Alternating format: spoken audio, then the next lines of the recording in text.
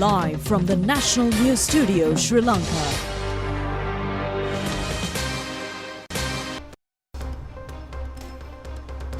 வணக்கம். இலங்கையில் பல விருதுகளை வென்ற முன்னோடி அலைவரிசையின் இரவு 7 மணி தேசிய தொலைக்காட்சியின் பிரதான தமிழ் செய்தி ஒலிபரப்போடு இணைந்திருக்கும் நாம் ராதிகா வின்சன், ஏபிஎம் நிஸ்ரேன். முதலில் தலைப்புச் செய்திகள்.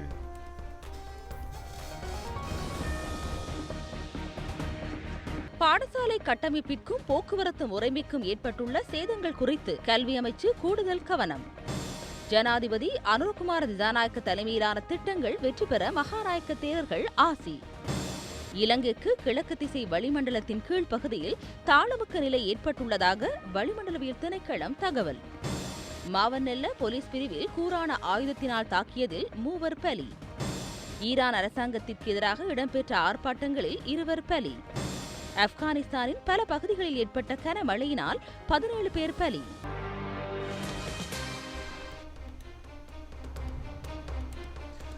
அவை தலைப்புச் செய்திகள். இனி விரிவான செய்திகளில் முதலில் உள்நாட்டுச் செய்திகள்.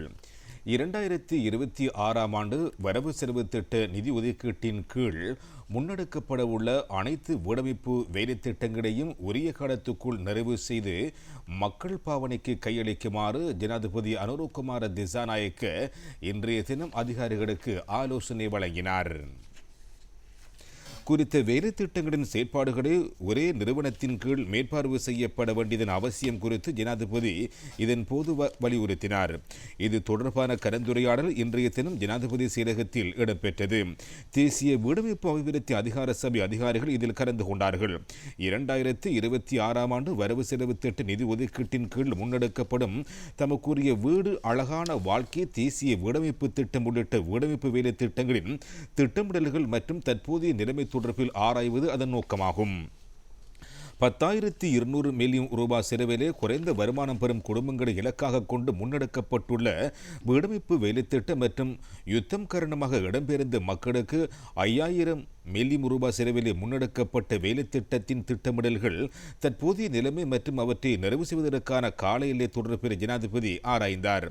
அதேபோல் தேசிய வீடமைப்பு அபிவிருத்தி அதிகார சபையின் கீழ் கடந்த வருடங்களிலே வேலைத்திட்டங்கள் ஆரம்பிக்கப்பட்டு தற்பொழுது வரை நிறைவு செய்யாமலுள்ள வீடமைப்பு திட்டங்களை விரைவில் நிறைவு செய்வது குறித்தும் இதன் போது கவனம் செலுத்தப்பட்டது. அமைச்சர் டாக்டர் சுசில் ரணசிங்க, பிரதி அமைச்சர் டிபி சரத் உட்பட பலரும் இதில் கலந்து கொண்டார்கள்.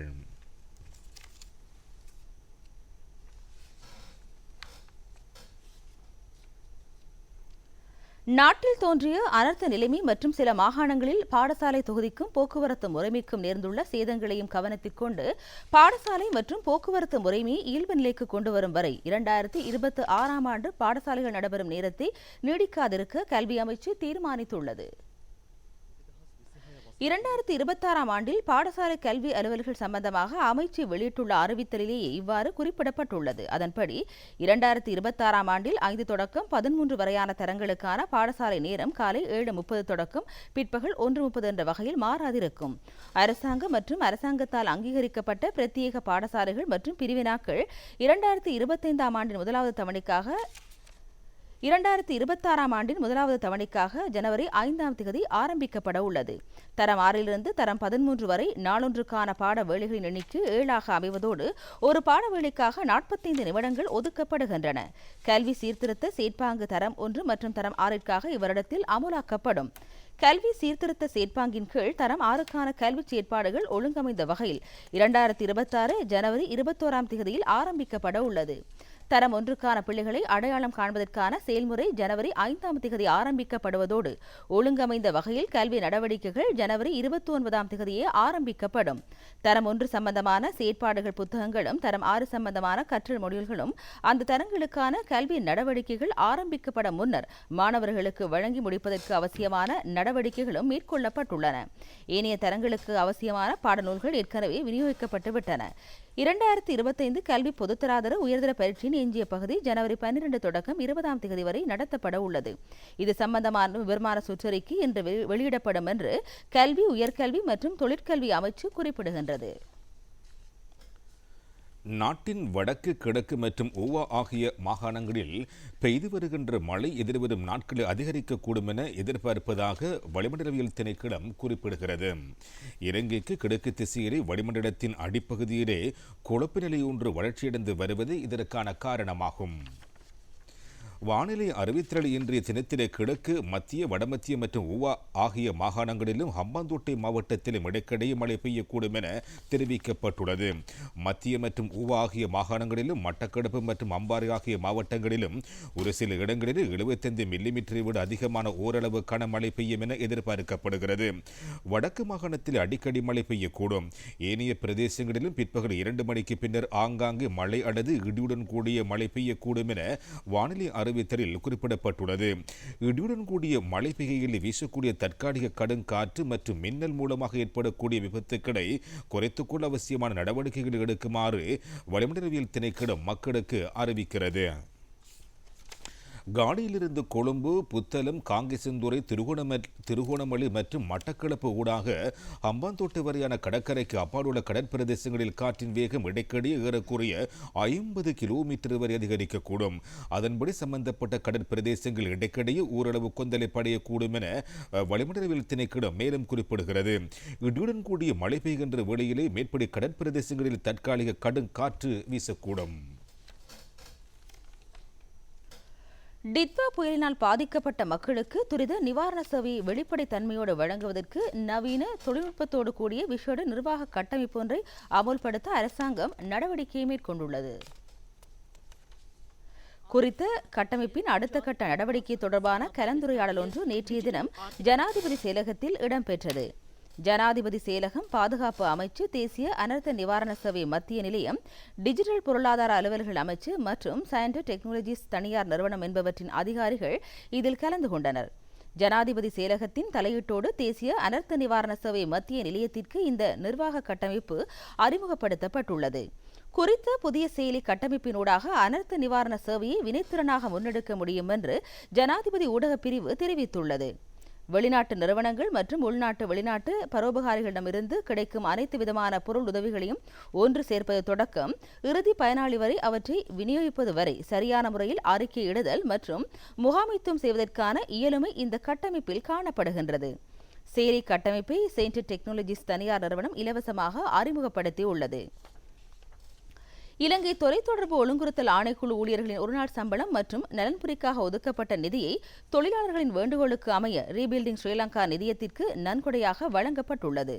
உரிய காசோலை குறித்த ஆணைக்குழுவின் பணிப்பாளர் நாயகம் ஏர் வைஸ் மார்ஷல் பந்துலஹீரத்தினால் ஜனாதிபதியின் செயலாளர் கலாநிதி நந்திக சனத்குமார் நாயக்கவிடம் இன்று கையளிக்கப்பட்டது. டித்வா புயலினால் திருகோணமலை மாவட்டத்தில் பாதிக்கப்பட்ட சிறுகை தொழில் ஆர்வலர்களுக்கு 2 லட்சம் ரூபாய் பெறுமதியான காசோலை வழங்கும் நிகழ்வு மாவட்ட அரசாங்க அதிபர் அலுவலகத்தில் இடம்பெற்றது. இந்த நிகழ்வு பாராளுமன்ற உறுப்பினர் ருஷான் அக்மிமன் தலைமையிலே இடம்பெற்றது. மாவட்ட அரசாங்க அதிபரின் ஏற்பாட்டிலே இடம்பெற்ற இந்த நிகழ்வில் முதல் கட்டமாக 19 பேருக்கு காசோலைகள் வழங்கி வைக்கப்பட்டன. திருகோணமலை மாவட்டத்திலே சிறுகை தொழில் முயற்சியாளர்கள் 300 பேர் பாதிக்கப்பட்டுள்ளார்கள். எஞ்சியோருக்கான கொடுப்பனவுகள் அடுத்த கட்டமாக வழங்கப்பட உள்ளது. பல மாவட்டங்களில் இருந்து தெரிவு செய்யப்பட்ட பயனாளிகள் கலந்து கொண்டு தமது கொடுப்பனவுகளை பெற்றனர். கைத்தொழில் மற்றும் சிறு கைத்தொழில் அமைச்சு இதற்கான அனுசரணையை வழங்கியது.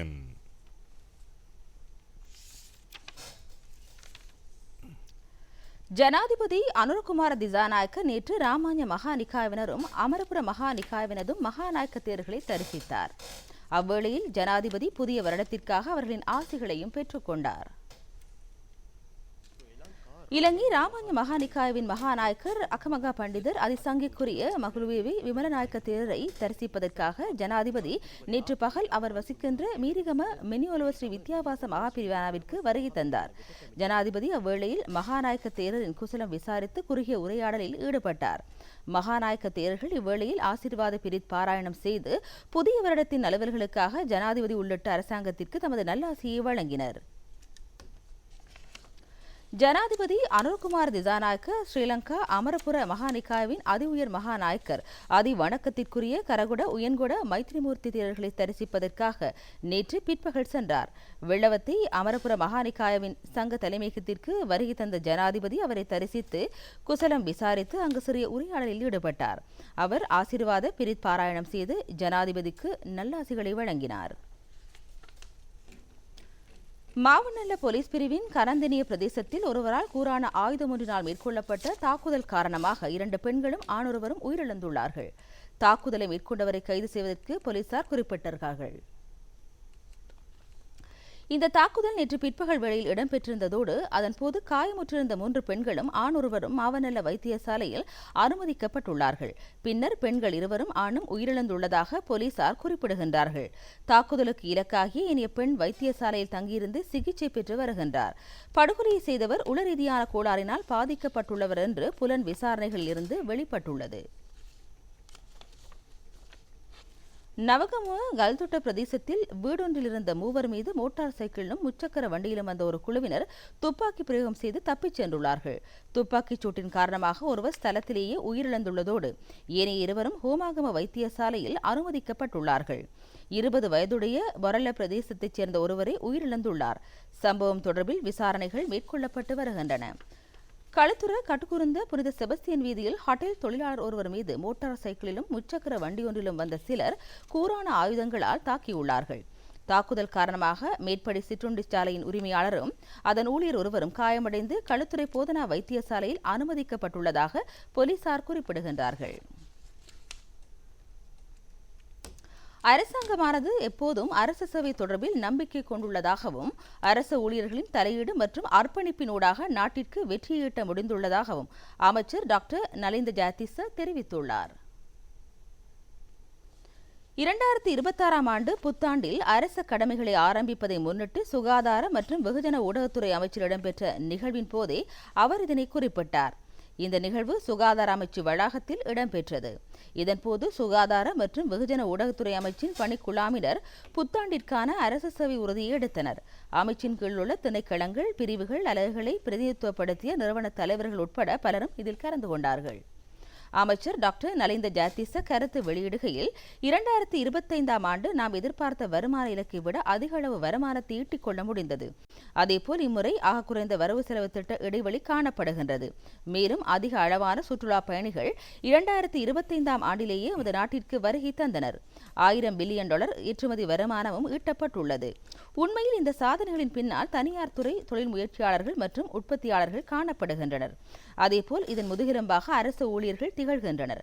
அதேபோல் மருந்துகளை கொள்வனவு செய்யும் போது பின்பற்றப்பட்ட நடைமுறையில் மாற்றங்கள் மேற்கொள்ளப்படவில்லை. இவை அனைத்தையும் ஒழுங்காக மேற்கொள்வதில் அரசு ஊழியர்களின் பங்களிப்பு பாராட்டத்தக்கது என்று தெரிவித்தார். நவீன மயமாக்கப்பட்ட தல்பே புகையிரத நிலையம் இன்று அங்குரார்ப்பணம் செய்து வைக்கப்பட்டது. இது 100 புகையிரத நிலையங்களை நவீனமயமாக்குவதற்கான தேசிய வேலை திட்டத்தின் ஒரு அங்கமாகும். கனவு பயணம் முடிவுடன் என அது பெயரிடப்பட்டுள்ளது. செலவிடப்பட்ட பணத்தொகை 550 லட்சம் ரூபாய்களாகும். இந்த நாட்டு புகையிரத நிலையங்களை நவீனமயமாக்கப்பட்ட கண்கவர் வினைத்திறன்மிக்க சேவை நிலையமாக மாற்றுதல் அந்த வேலை திட்டத்தின் எதிர்பார்ப்பாகும். நளின் ஹேவகே, ரத்ன கமகே ஆகிய பிரதி அமைச்சர்கள் இதில் கலந்து கொண்டார்கள்.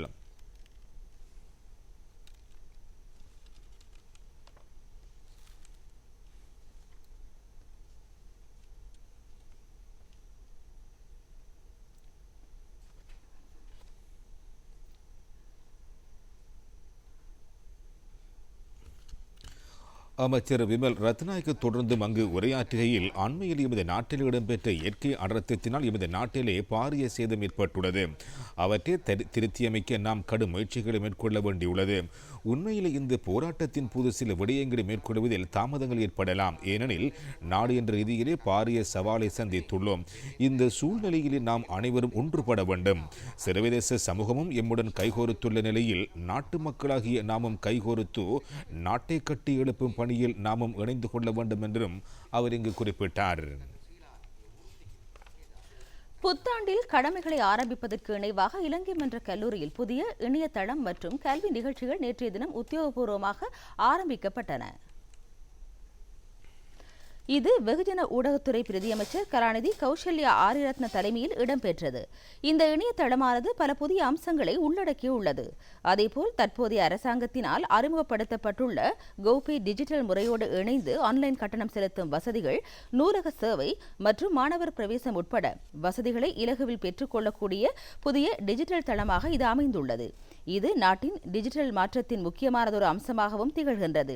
இலங்கை மன்ற கல்லூரியின் பயிற்சி வேலை திட்டங்கள் மற்றும் விசேட நிகழ்வுகள் உள்ளடங்கிய செய்தி சஞ்சிகை பிரதியமைச்சர் கலாநிதி கௌசல்யா ஆரியரத்னவிடம் இதன்போது கையளிக்கப்பட்டது. பிரதியமைச்சர் கலாநிதி கௌசல்யா ஆரியரத்ன கருத்து வெளியிடும் போது, இந்த புதிய சஞ்சிகைக்கு வாழ்த்துக்களை தெரிவித்துக் கொள்கின்றேன். 2023ஆம் ஆண்டின் பின்னர் இம்முறையே குறித்த சஞ்சிகை முதல் தடவையாக வெளியிடப்பட்டிருப்பதால் அதில் பெருமளவான தரவுகள் இணைக்கப்பட்டுள்ளதை அவதானிக்க முடிகின்றது என்று குறிப்பிட்டார். இலங்கை அரசு ஔடத உற்பத்தி கூட்டுத்தாபனம் கடந்த வருடத்தில் விசேட முன்னேற்றத்தை அடைந்துள்ளது. 5 புதிய ஔடதங்கள் அறிமுகம் செய்யப்பட்டுள்ளதாக குறிப்பிடுகிறது. அந்த வருடத்திலே கூட்டுத்தாபனம் பெற்ற லாபம் 27.6 பில்லியன் ரூபாவாகும். ஆண்டின் அதிகூடிய ஔடதங்களாக 3625 மில்லியன் மாத்திரைகளையும் கூட்டு குளிசைகளையும் இலங்கை அரசு ஔடத உற்பத்தி கூட்டுத்தாபனம் உற்பத்தி செய்துள்ளது. வரலாற்றிலே முதல் தடவையாக மருத்துவ வழங்கல் பிரிவு முன்வைத்து அனைத்து அனுப்பற்கட்டளைகளையும் தட்டுப்பாடின்றி முழுமையாக வழங்க நடவடிக்கை எடுத்திருக்கிறது. இந்த வருடத்தில் ஔடத உற்பத்தி இலக்கு 4000 மில்லியன் மாத்திரைகளும் கூட்டு குளிசைகளும் ஆகும். 10 புதிய ஔடத உற்பத்திகளை சந்தைக்கு அறிமுகப்படுத்தவும் உத்தேசித்துள்ளது. கொழும்பு துறைமுகத்தின் அதிக அளவான கொள்கலன் செயற்பாடுகள் மேற்கொள்ளப்பட்ட வருடமாக 2025ஆம் ஆண்டு பதிவு செய்யப்பட்டுள்ளது. 2025ஆம் ஆண்டில் 82,90,000 கொள்கலன்களில் ஏற்றல் இறக்கல் நடவடிக்கைகள் முன்னெடுக்கப்பட்டன. இந்த வரலாற்று ரீதியான செயற்பாடு கொழும்பு துறைமுகத்தின் அனைத்து முனையங்களின் கூட்டு முயற்சியினூடாக சாத்தியமானது. 2024ஆம் ஆண்டில் கொழும்பு துறைமுகத்தில் செயற்படுத்தப்பட்ட கொள்கலன்களின் எண்ணிக்கை 77 லட்சம் ஆகும். 2025ஆம் ஆண்டில் அது 6% வளர்ச்சியடைந்தது. இதனை பாராட்டும் நோக்கில் விசேட நிகழ்ச்சி ஒன்று துறைமுக அதிகார சபையின் கிழக்கு முனையத்தில் இடம்பெற்றது. இந்நிகழ்வு துறைமுகங்கள் மற்றும் சிவில் விமான சேவை அமைச்சர் அனுர கருணாதிலக்க தலைமையில் இடம்பெற்றது. கொழும்பு துறைமுகத்தை கேந்திர துறைமுகம் ஒன்றாக வலுப்படுத்தி இந்த வருடத்தில் மீள்கப்பலேற்றல் நடவடிக்கைகள் மற்றும் லாஜிஸ்டிக் வசதிகளை மேம்படுத்த திட்டமிடப்பட்டுள்ளது. துறைமுக அதிகார சபைக்கு சொந்தமான கிழக்கு கொள்கலன் முனையம் மற்றும் மேற்கு முனையத்தின் நிர்மாண பணிகளை நிறைவு செய்ய முடிந்துள்ளதோடு இந்த வருடத்தில் பெருமளவான கொள்கலன் செயற்பாடுகளை முன்னெடுக்கவும் முடிந்துள்ளது. அது இந்த வருடத்தின் நாட்டின் பொருளாதார வளர்ச்சிக்கு பாரியளவு உதவியாக அமையும். உலகின் பிரபல கப்பல் நிறுவனங்கள் பல கொழும்பு துறைமுகத்தின் நடவடிக்கைகள் தொடர்பில் திருப்தி வெளியிட்டுள்ளமை விசேடாம்சமாகும். மத்திய ஆப்பிரிக்க குடியரசிலே AAKG ஆயுத குழுவின் அச்சுறுத்தலுக்கு எதிரான நடவடிக்கையின் போது 14 ஆப்பிரிக்க வீரர்கள் இலங்கை விமானப்படை அமைதி காக்கும் பிரிவினர் பாதுகாப்பாக மீட்டெடுத்துள்ளார்கள். மத்திய ஆப்பிரிக்க குடியரசிலே இயங்கி வரும் ஐக்கிய நாடுகள் அமைதி காக்கும் படையிலே பணிக்கு அமர்த்தப்பட்டுள்ள இலங்கை விமானப்படையினர் அச்சுறுத்தல் நிறைந்த பம்பவுட்டியில் நிறுவப்பட்டுள்ள தற்காலிக செயற்பாட்டு தளத்திலே தர இறங்கிய வேளையில் AAKG ஆயுதக்குழுவின் அச்சுறுத்தலுக்கு முகம் கொடுத்து அங்கிருந்து 14 ஆப்பிரிக்க இராணுவ வீரர்கள் பாதுகாப்பாக மீட்டெடுத்து ஒபே பகுதிக்கு கொண்டு வந்தார்கள். தலைமை விமானியாக விங் கமாண்டர் நுரான் பெரேராவும் இணை விமானியாக ஃபிளைட் லெப்டினல் ஷஃப்ரீத் இக்பாலும் விமான பொறியியலராக ஃபிளைட் லெப்டினல் பிரவீன ரத்நாயக் உள்ளிட்டோரும் இதில் கலந்து கொண்டார்கள். வழக்கு நடவடிக்கைகள் நிறைவடைந்துள்ள 170 கிலோ ஹெரோயின் போதைப்பொருள் அளிப்பதற்காக இன்று காலை புத்தளம் பிரதேசத்திற்கு கொண்டு செல்லப்பட்டது. கொழும்பு நீதவான் நீதிமன்றத்தின் உத்தரவின்படியே அது மேற்கொள்ளப்பட்டது. கொழும்பு பிரதான நீதவான் நீதிமன்றத்தில் வழக்கு பண்டங்களாக இருந்த ஒரு தொகை ஹெரோயின் புத்தளம் லக்ரோவத்த பிரதேசத்திற்கு போலீஸ் விசேட அதிரடிப்படையின் பாதுகாப்பின் கீழ் கொண்டு செல்லப்பட்டது. அதன் பின்னர் கொழும்பு பிரதான நீதவான் அசங்கைஸ் போதரகமவினால் அந்த போதைப் பொருட்கள் மீளவும் பரீட்சிக்கப்பட்டன. அதன் பின்னரே அவை அளிக்கப்பட்டன.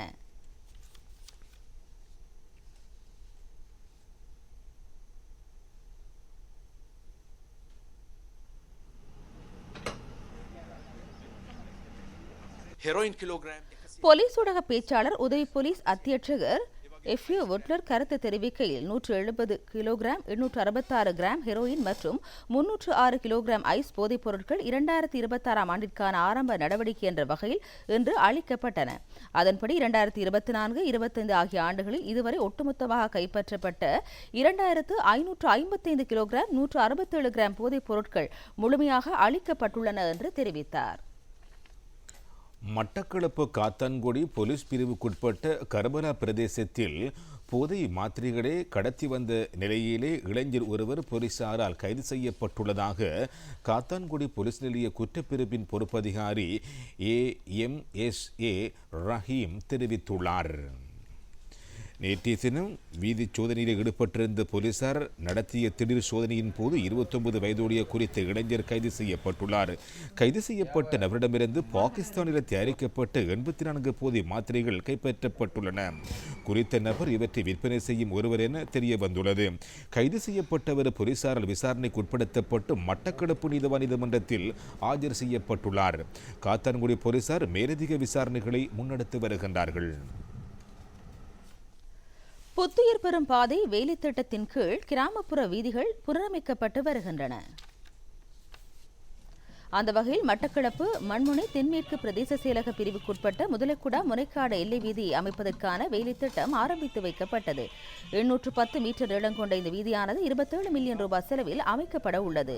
கிராமப்புற வீதி மேம்பாட்டு திட்டத்திற்கு 5000 மில்லியன் ரூபாய் ஒதுக்கப்பட்டுள்ள நிலையில் இந்த வேலைத்திட்டம் முன்னெடுக்கப்பட்டுள்ளது. இதில் பாராளுமன்ற உறுப்பினர் கந்தசாமி பிரபு பிரதம அதிதியாக கலந்து கொண்டார். இதேவேளை மண் சரிவு அபாயம் காரணமாக 6 வருடங்களாக மூடப்பட்டிருந்த ஹட்டன் கண்டி பிரதான வீதி கினிகத்தேன போலீஸ் நிலையத்திற்கு முன்பாக அமைந்துள்ள பகுதி பல கட்டங்களின் கீழ் காப்பீடப்பட்டு புனரமைக்கப்பட்ட பின்னர் மக்கள் பாவனைக்காக திறந்து வைக்கப்பட்டுள்ளது. இவ்வீதி பாராளுமன்ற உறுப்பினர் மஞ்சுள சுரவீர ஆராய்ச்சினால் திறந்து வைக்கப்பட்டது. இந்த நாட்டின் கடல்சார் மரபுரிமையை பாதுகாப்பதற்காக கொள்கை ரீதியான தீர்மானங்களை மேற்கொள்கின்ற கடல்சார் சுற்றாடல் பாதுகாப்பு அதிகார சபையின் சுற்றாடல் பேரவை கூட்டம் இன்று நடைபெற்றது. 2 வருடங்களுக்கு பின்னரே இந்த கூட்டம் நடைபெற்றது. இந்த நாட்டுக்கு சொந்தமான சமுத்திர வலயத்தை மாசுபாடின்றி பேணி வருதல் மற்றும் அதன் இயற்கை வளங்களை பேணுவதற்காக கடல்சார் சுற்றாடல் பாதுகாப்பு அதிகார சபைக்கு இந்த பேரவை ஆலோசனையை வழங்கி வருகிறது. பேரவை மீண்டும் இயங்குவது இந்த நாட்டின் நீல பொருளாதாரத்தை பலப்படுத்துவதும் பாரிய உறுதுணையாக அமையும் எனவும் எதிர்பார்க்கப்படுகிறது. அமைச்சர் டாக்டர் தம்பிக பண்டபந்தி, பிரதி அமைச்சர் ஆண்டர்சன் ஜெயக்கொடி ஆகியோர் இந்த கூட்டத்தில் கலந்து கொண்டார்கள். பேராசிரியர் திருமதி செவ்வந்தி ஜெயக்கொடியின் தலைமையில் எதிர்வரும் கூட்டத்தொடர்கள் நடாத்தப்பட உள்ளன. நம் நாட்டு வனாந்தரங்களில் வசிக்கின்ற மிகப்பெரிய தந்தங்களை கொண்ட கொம்பன் யானையாக கருதப்படுகின்ற மகாசேன் யானைக்கு சிகிச்சை அளித்தல் இந்நாட்களில் தொடர்ச்சியாக மேற்கொள்ளப்பட்டு வருகின்றது. துப்பாக்கி பிரயோகம் காரணமாகவும் வேறொரு யானையின் தாக்குதல் காரணமாகவும் இந்த யானை காயமடைந்துள்ளது. கவுடுல்லா, மின்னேரிய, சோமாவதிய ஆகிய பிரதேசங்களிலும் சஞ்சரித்த மகாசேன் சில வருடங்களாக கெகிராவ மற்றும் மரதன் கடவுள் ஆகிய பிரதேசங்களிலேயே நடமாடி திரிகின்றது. கடந்த காலத்தில் பல்வேறு காரணங்களால் ஏற்பட்ட காயங்களுக்கு சிகிச்சை அளிக்கப்பட்டது. துப்பாக்கி பிரயோகம் மற்றும் வேறொரு யானையின் தாக்குதல் காரணமாக மகாசேன் கடும் காயமுற்றுள்ளதாக கடந்த நாட்களில் செய்திகள் பதிவாகின. அதன்படி பாண்டுலகம கால்நடை மருத்துவ பிரிவின் கொம்பன் யானைக்கு சிகிச்சை அளிக்க தொடங்கியது. அந்த சிகிச்சை தொடரின் மற்றொரு கட்டம் கால்நடை மருத்துவர் உதேஷிகா மதுவந்தி உள்ளிட்ட உத்தியோகத்தர்களினதும் கனிவல்புல வனஜீவராசி உத்தியோகத்தர்களின் இடையீட்டோடு நேற்று அமுலாக்கப்பட்டது. யானையின் வயதினை கருத்தில் கொண்டு மயக்க மருந்து கொடுக்கப்படவில்லை என்பதோடு மருந்துகளை ஊசி மூலமாக ஏற்றுதல் மாத்திரம் மேற்கொள்ளப்படுவதாக தகவல்கள் வெளியாகியுள்ளன. வன ஒதுக்கு பிரதேசத்தில் சிகிச்சைகள் மேற்கொள்ளப்பட்டு வருவதால் வன ஜீவராசி உத்தியோகத்தர்களும் கடும் பிரயத்தனத்தை மேற்கொள்ள வேண்டியுள்ளதாக அறிவிக்கப்படுகின்றது.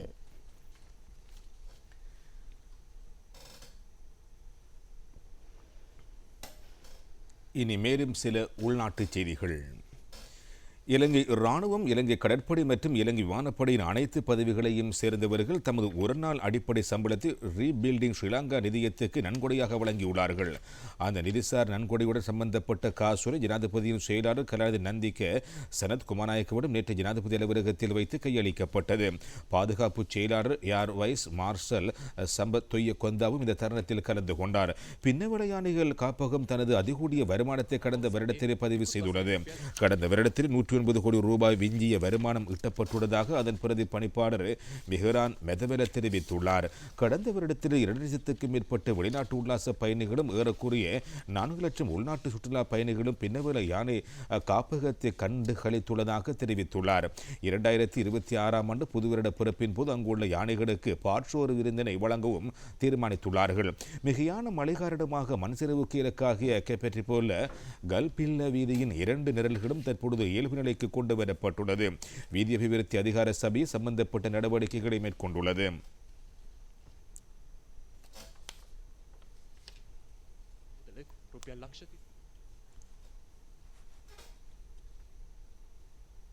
ஹிங்குராகுட நகரத்தை மையமாக கொண்டு புதிய நூலக கட்டிடம் ஒன்று அமைக்கப்பட்டு வருவதோடு அதன் நிர்மாண டிஜிட்டல் எலக்ட்ரானிக் பஸ் கட்டண திட்டம் லங்கம பஸ் வண்டிகளுக்காக நேற்று முதல் அமுலாக்கப்பட்டு வருகிறது. அது சம்பந்தமான நிகழ்ச்சி மகாகும்பர பல்துறை மத்திய நிலையத்தில் ஆரம்பித்து வைக்கப்பட்டது. புதிய முறையின் காரணமாக பயணிகளுக்கு மேலதிக பணம் செலவாக மாட்டாது என்று தெரிவிக்கப்பட்டிருக்கிறது. 2026ஆம் ஆண்டு புதுவருட பிறப்பின் நிமித்தம் விமானப்படை தலைமையகத்தில் நேற்று விசேட சமய நிகழ்ச்சிகள் நடைபெற்றன. இதற்கு இணையாக 75வது ஆண்டு நிறைவின் உத்தியோகபூர்வ இலட்சணையை அறிமுகம் செய்தலும் மேற்கொள்ளப்பட்டது. விமானப்படை தளபதி உள்ளிட்ட உத்தியோகத்தர்கள் இந்த தருணத்தில் பங்கேற்றிருந்தார்கள்.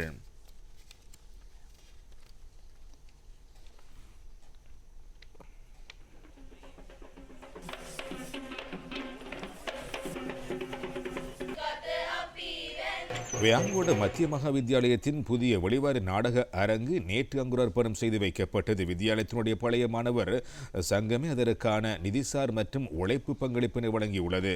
முதுபெரும் கலைஞர் உள்ளிட்ட குழுவினர் இந்த நிகழ்வில் கலந்து கொண்டார்கள்.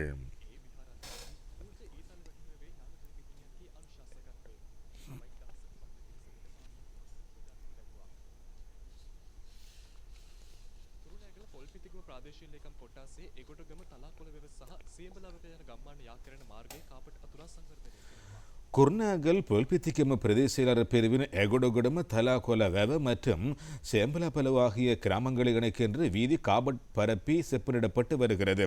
கருத்திட்டம் நேற்று ஆரம்பிக்கப்பட்டதோடு அதற்காக செலவிடப்படுகின்ற பணத்தொகை 9,80,00,000 ரூபாவாகும். தேசிய தொலைக்காட்சியின் பிரதான செய்திகளில் உள்நாட்டு செய்திகள் நிறைவடைந்தன. இனி வெளிநாட்டு செய்திகளை எதிர்பாருங்கள்.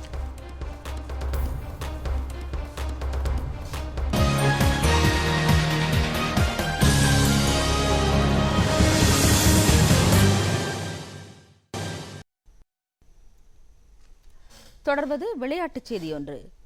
19 வயதுக்கு குறைந்தவர்களுக்கான உலகக்கிண்ண கிரிக்கெட் போட்டித் தொடரில் பங்கேற்கின்ற இலங்கை இளைஞர் அணி நேற்று நாட்டிலிருந்து புறப்பட்டுச் சென்றது. போட்டித் தொடர் நமீபியாவினதும் சிம்பாவினதும் இணை அனுசரணுடன் எதிர்வரும் 15ஆம் தேதி ஆரம்பிக்கப்பட உள்ளது.